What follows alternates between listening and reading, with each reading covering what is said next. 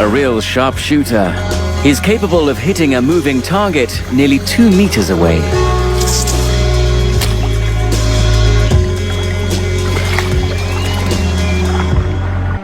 This female lemon shark is making a special journey. It's time to give birth. Tiny sharks. Although it's full of fish, newborn sharks aren't very good at catching them. But young sharks have to practice. And practice. And practice. The young pup eventually catches on. Got one. The lifeblood of the Amazon and Pantanal. All that live here depend on the essential flow of water.